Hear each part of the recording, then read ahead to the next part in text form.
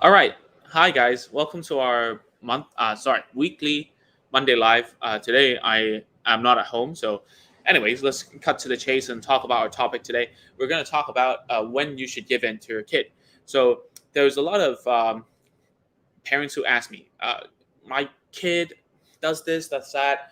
Is this okay? Is it acceptable? Should I let him have it? Like what's the harm of letting him have something or her something that a lot of kids have access to. For instance, like maybe a chocolate bar, maybe chips, maybe like one of my kids, my students, he loves like sushi. Maybe it's cartoons or whatever. Is it okay for you to give it to him, right? And I apologize for the video quality. I'm on my laptop, but I don't want to skip a live just because I'm not at home or I'm on vacation, right? So I like doing this and I like talking to you guys. So I'm gonna keep on doing it, even if it means that it's lower quality. Anyways, so when should you give up? There's a lot of things that you need to think about. First of all, like you need to think about the long-term effects of giving in to your child right away, right? So maybe it's because you gave in one time and your child remembers it, and it becomes really hard to say no in the future, right? This happens a lot of times. For instance, when moms bring their children to me, right after the session, they will give the child some ice cream because, oh, after Mr. Ming, you can have ice cream. They're trying to pair finishing my session with like something great to entice them to keep on coming. And whilst that is good, right? What happens is that in the session they keep on saying, oh, ice cream, ice cream. And recently, one of my students, they love like sushi, so every time we finish a session, the mom's gonna buy like sushi. Actually, it's not sushi; it's onigiri, but whatever. So this triangular shaped thing, he would bring to my session and put it there and say, "After finish, we're gonna eat it."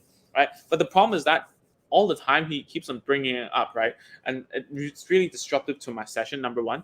Number two is like, how do we like tell him when it's going to finish? Because like a kid who is speech delayed or a language delayed, a more accurate term is language delayed, right?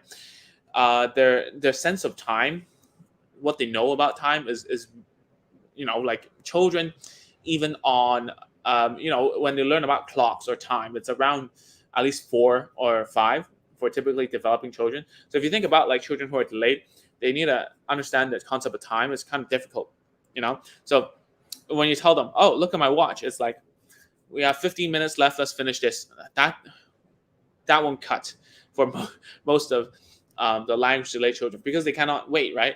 And they cannot express, and they don't understand what do you mean by 15 minutes more. It's an abstract concept. So sometimes giving in has effects that actually make it very hard for you to um, get out of a situation in the long run.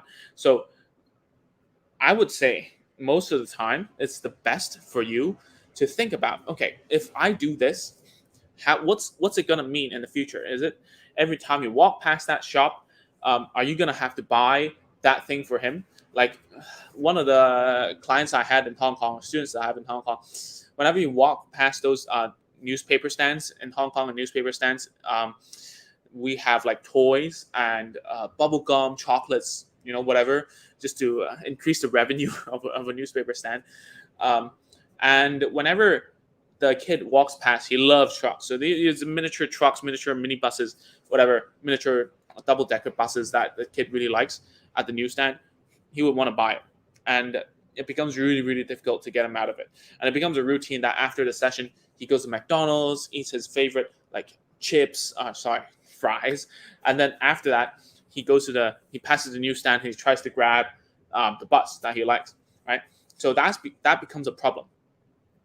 And then what happens is that because this has become such a routine and the mom can't get out of it, and every time she tries another route, what happens is that what happens is that the kid just keeps on talking about that thing that he wants. He's like, oh, truck, car, whatever, and he really wants to go back to that route, especially for those who are on the spectrum, So at the end of the day, think about what long-term effects does it have on you. Are you okay with it? Are you okay with buying them that thing every time, right? Then okay, by all means, you can give in to them. You know, you really can. And if you're okay with them like indulging in that, and you know, to be very honest with you, like loads of kids nowadays, they get what they want anyways, like typical or typically developing or having special needs or whatever, or yeah, whatever you call it in different countries, like individual needs or children on spectrum, special needs, whatever, right? Whether they are in need of like intervention, that's what I mean, right? Children are still getting a lot more than what we're used to, right? As when we were children.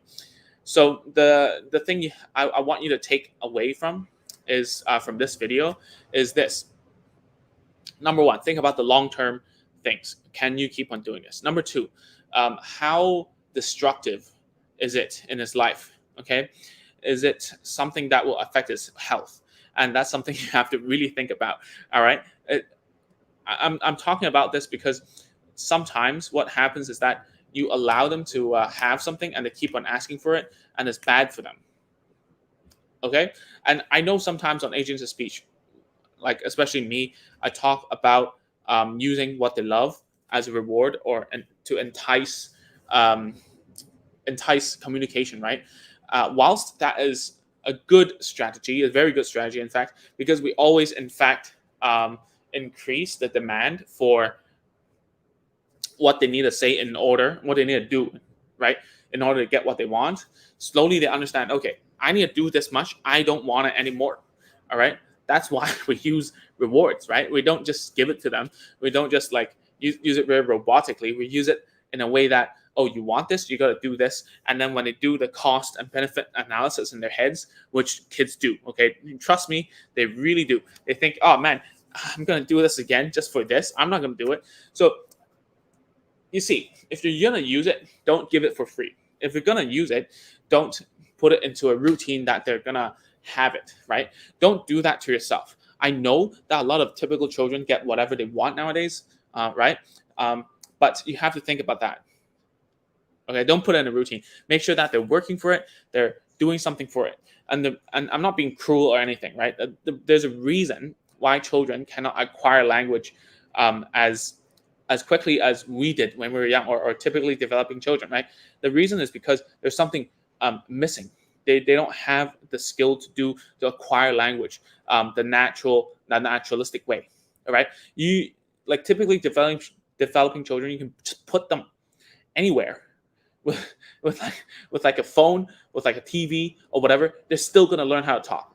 All right, and yes, there's like stuff that's emerging, like the use of handphones or smartphones per se is making is correlated with a language delay.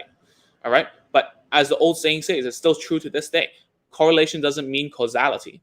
We still are trying to know what is the middle thing, right? For instance, the famous analogy for this is the consumption of ice cream is correlated with shark attacks.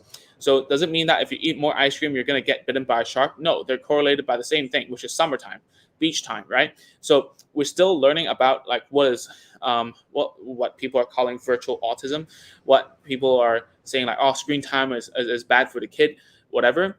I don't know. I'm not an expert in this kind of thing, and I don't claim to. What I'm trying to claim and tell you is that if you want your child to learn how to communicate, you gotta take out some time in your day, maybe 5 to 10 minutes in the beginning to communicate with them.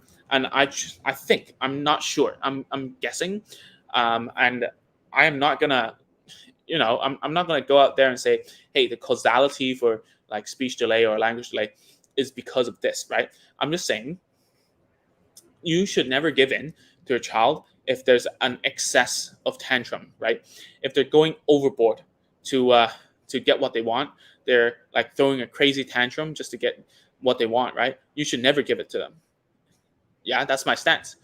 And if if that happens in my session, sometimes we give in is because we only have 1 hour and we have to use the best of it because parents are paying, and not a small sum, right? You know how expensive therapy can be, around the world. You're paying for skilled labor. People go through like grad school just to teach children who are on the spectrum, which I think it shouldn't be such a difficult thing. I think you know we should be more generous about teaching like skill transfer. That's why I'm doing this, right? A lot of therapists are watching my stuff. In fact, it's not just mothers, right? A lot of therapists send me emails and say, "Hey, man, can you help me with this and that?" And it's not only in Southeast Asia. There's like people who are in America who are learning from agents of speech. So it's a responsibility that we have to bear.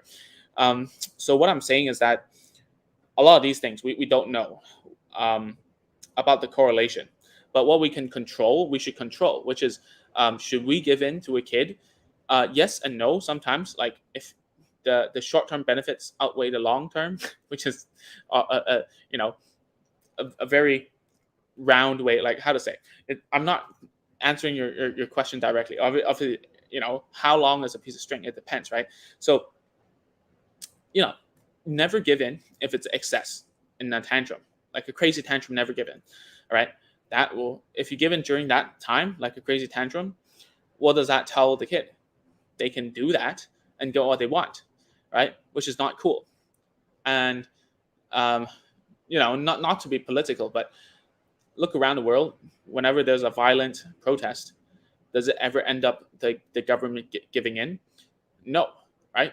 Most probably. I'm not saying this in a political lens, but I'm not saying as like, why do they not give in, given that that's what the people want?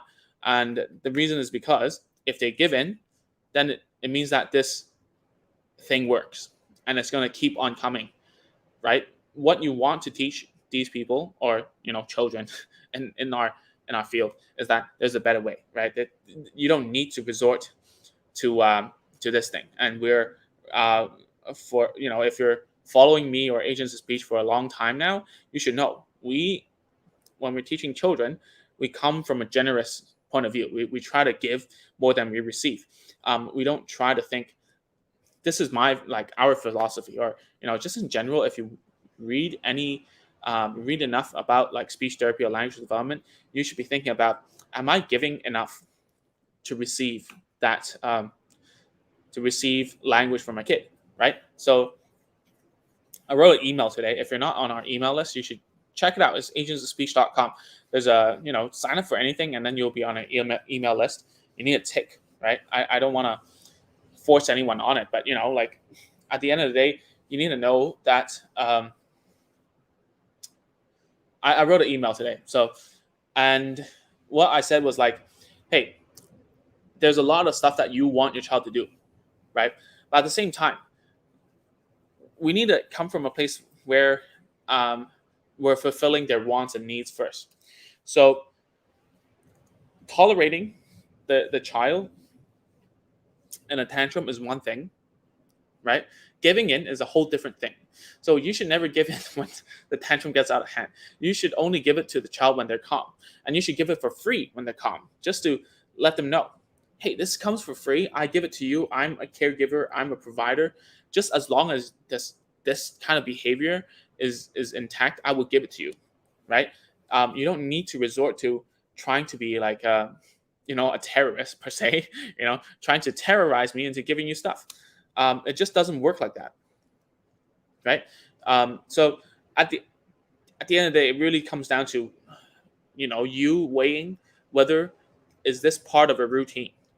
Is this going to cause you a problem in the long run, right? If it isn't, then yeah, okay, you can give in if they try to like talk to you. You can use it as like a language task. You can teach them, oh, mommy, I want whatever, like, and teach them a language in order for them to get it. Okay, but you need to understand, children who are under 4, they don't really understand because you cannot really like logic them into understanding that they cannot have this right now, or that it's just later on. It's very difficult for them to understand that.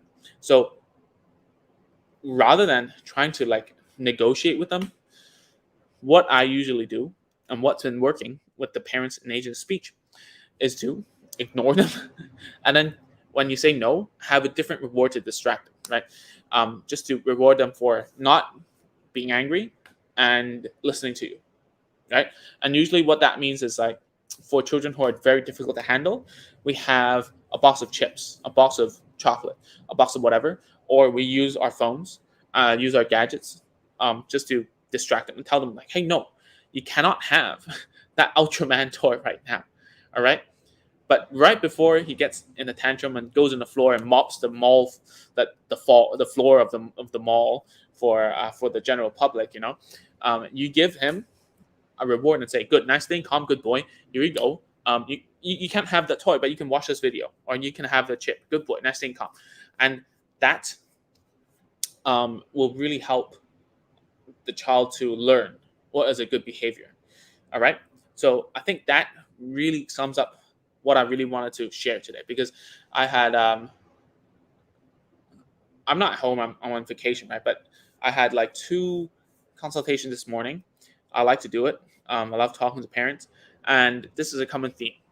Since I've done like over 100 now of these consultations, right? Actually, more than that. I haven't been counting, but um, what I see is happening is that the parents come to me. Obviously, they're always saying like, "Oh, Ming, I want this, I want that for my kid. I want like this, that." But they never come from a place of, "Oh, what does a kid want? How much does a kid understand, and stuff?" Right? If you come from that perspective, then it's much easier to think about, okay, how can I make him talk by giving him this? How can I make him interact with me by making this fun or whatever? So that is what you should be thinking. All right, so let's jump into some questions and then let's end this a little bit earlier because, you know, um, not at home. So someone says, I don't know. Someone from the Facebook group says, "Hi Ming, what about social interaction? How can we assist the kids to play with others?" Well, you know what? You should always start off with like interaction with you first before trying anything. You know, other kids are very difficult, and the way that children develop is that number one, they start with like hanging out with adults, learning how to play with adults, and then slowly they will learn how to play with their peers. So what you need to do now is to oops, sorry, press the wrong thing. What you need to do now is to teach your child to play with you first, and then you be the mediator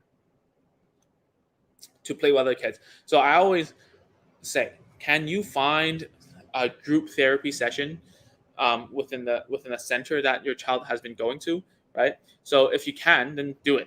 Like add the session, add the group session. That'd be helpful. You need the adult to be a mediator, right? If you don't have that, can you set up play dates, just to play the same things that you've been playing with at home with your kid, right? That's something you need to look into. All right, create the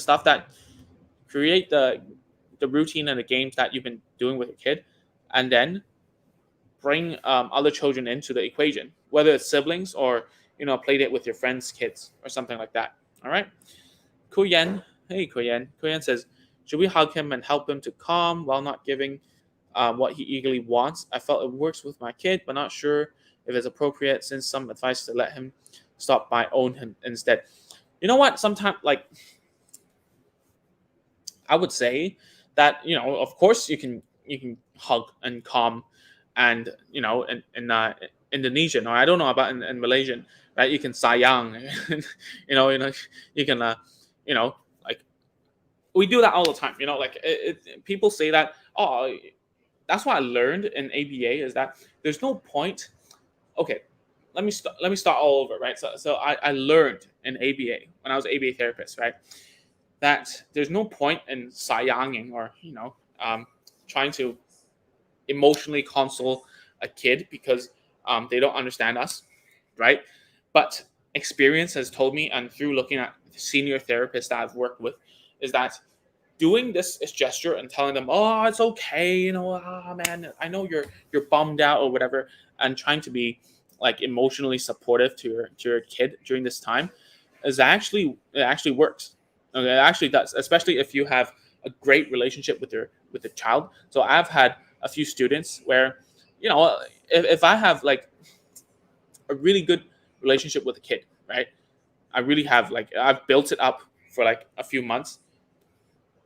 They're actually very forgiving with me, and if they get into a very unhappy situation, and if I I console them and give them a hug and sayang them, it actually works. It actually does work. To my surprise, I didn't know. From the beginning, I was always thinking about therapy as a means to an end. And I was talking to I've been coaching an ABA therapist to help with an older girl who was in her early teens. Um, no therapy has worked so far, and we're trying stuff. So I'm still thinking about how to do things, right? And the therapist told me, "Oh, dude, I don't want to give rewards this way. I don't want to like talk to her this way because ABA is very structured. Like one, I want to try one trial without any cues, and then if she doesn't respond, I go down and I give cue and then whatever. So she's thinking very very rigidly, right? And at the end of the day, kids who are teaching are human, right? So if you're not treating them like a human, like we treat each other, and you're treating them like a experiment for behavior intervention, then I don't think that's gonna at the end of the day it's not gonna work. It's always about building a relationship, having rapport with the kid, having a good social interaction with the kid, and then you teach the language. That makes a lot more sense, right? So Koyen, that's a great question. um, I would always start from a human perspective because we're dealing with humans. If we don't if we ignore them, yeah, sometimes we have to ignore them. But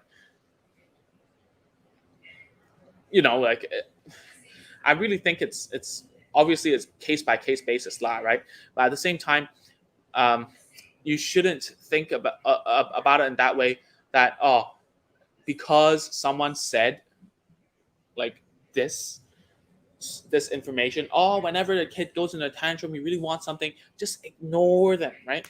Um, that doesn't mean it will work for a kid. And the same goes to my advice. If you don't think my advice is going to work, you can try it. If it doesn't work, then change, right? At the end of the day, I want you to try. If it doesn't work, then don't use it. Okay? My stuff, my advice isn't universal. It's not. No one's advice is universal, right? No matter who you find, okay, and no matter what subject you're talking about, we can give a general statement, but does it apply to your kid? I don't know, not really. For Koyan, I know your kid isn't, it's not that kind where you need to be that rigid that you have to ignore him all the time. If it works, then use it, you know yeah. So use your own experience, Koyan. Sometimes I can be harsh on you, and I tell you like um I, I I can be harsh on you, and I tell you, hey man, you got to do this, do that. At the end of the day, I can say that to you because I've seen your kid multiple times. I've seen you do it multiple times, right? So, um, so this is where you have to help me as well. You need to tell me what's not working, what's not, and what is, right. And so far, it's been going okay, I would say. All right. I don't know who this is. Maybe it's on Facebook. So yeah, thank you for that. Yeah. I'm not sure if it's best or not. As long as it works, then I'm fine with it. Okay. I'm also fine with being wrong, by the way. So if you do something and you're not sure, like if it doesn't work, I'm also okay with that. Like just tell me. I'm all for like changing and learning, right? I'm a huge proponent of us being very, very flexible because our kids aren't flexible. So we have to be flexible for them. We have to think of different ways, right? And that's the premise of like therapy, right? If one way doesn't work, find another. Okay. Um, and sometimes that's a long journey, long journey. Like one of my students, I haven't really seen a lot of students because of the pandemic, but one of them who recently came back because I really trust them about their health conditions and so on, right? Um, and like we stuck with teaching the same thing. Although I say that, oh, if something doesn't work, then we should change, right? But at the same time, I can tell that he needs that one skill, which is the imitation skill, to go to the next level, right? So we've been stuck on imitation for a very long time, for like how long? I think like 8 months. Um, and then he finally could imitate like mouth shapes, right? Kind of can go like that, right? Very, very, very labored, meaning it took a long time. And it really depends on his diagnosis. For my diagnosis for him was like dysarthria. I mean, meaning that his oral muscles couldn't do it, couldn't make sounds correctly. So it took us like 8 months, 8 months, man, to get to oral imitation.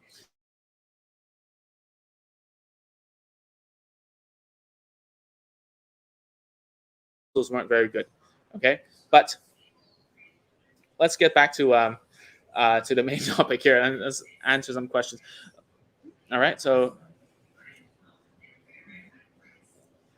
yeah, I mean, like for the courses, so far I'm trying to pump out courses as fast as I can, like, but at the same time, I only throw courses out when I've, like me teaching a kid is different from me teaching you teaching the kid, right? There's an extra layer. It's like a hammer onto a nail and then a nail into the wood, as a Chinese saying goes, a Cantonese saying at least, right? So all the courses that I make are verified by parents who have done it before. At least like four parents who have gone through the process, and I'm like, okay, I'm confident to put it in a course to teach other people. I don't want to like give generic advice. You know what I'm saying? Like I want to tell you what works, right? And that's what I want. I don't want um, I don't want to have generic courses. I want to make more courses, and I want to collaborate with other people to make courses as well, right? Um, I don't know what kind of courses you want. You tell me what stage your child is at, and maybe we can work things out. It takes a long time to write down a process that it's clear for parents. You see, like for us, it's very like because this is our profession, we do it for a living. Our what's that called? Our livelihood is on the line. We If we see something, it's very easy for us to replicate. It's very difficult for a parent who doesn't know a lot of things in terms of this kind of knowledge to to get it done. Like it's very difficult. So that's why it's been taking a long time to make courses. That's one of the reasons. Number two is just it's just hard, man. It's hard trying to distill what has worked into easier, like digestible um, things for parents to learn, right? So that's why it's taking some time, and I would appreciate it if you guys tell me what you guys want to learn, and I will put it in the course. The next course coming out would be about verbal reasoning, about answering why questions, um, describing things in the sequence and so on. So that's the next course basically. Right on. Okay, so someone in the group says, in the Facebook group says, my 2.5-year-old babbles all the time. How do I encourage him to start using yours? Go through the micro course, my friend. So agentsofspeech.com. I'm typing it in the chat, guys. I mean, like most of you guys who watch me all the time have gone through or at least tried the micro course, right? Yes, lifetime learning, Kuyen. That's right. Okay, so that's what you're looking for. Well, like go through the our YouTube video about Mr. Potato Head. That will give you a good framework of how to use. Um, yeah, let me just find it here. Mr. Potato Head. A good framework of how to teach why, simple why questions, and sequence description. So I'm gonna copy it.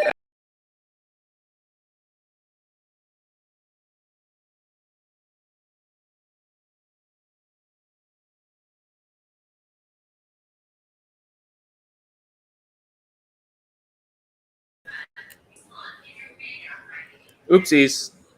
I cut off my video myself. Anyways, so this is the this is what you can watch. Okay, about this is what you can watch Mr. Potato Head. All right, just click that, and then it will give you a good framework about teaching like simple why questions and what's that called? Sequence description. There you go. All right. So go there and check it out. We're still in the midst of making verbal reasoning. It's taking some time, man. Especially you need a. It's not like all toys you can do it. Like you need some. What's that called? You need some teaching material, and we're making that right now with a friend of mine who is a part time artist. We're making more teaching materials, and obviously I cannot give it out for free. You know, like it's something that it takes time on my end and also on my friend's end to like illustrate and stuff. So what I'm thinking is we're gonna sell it a la carte, um, and probably we're gonna bundle it up inside of the courses so you can use it. And we also have a free, like, sorry, not free, my bad. We have a membership where I look through.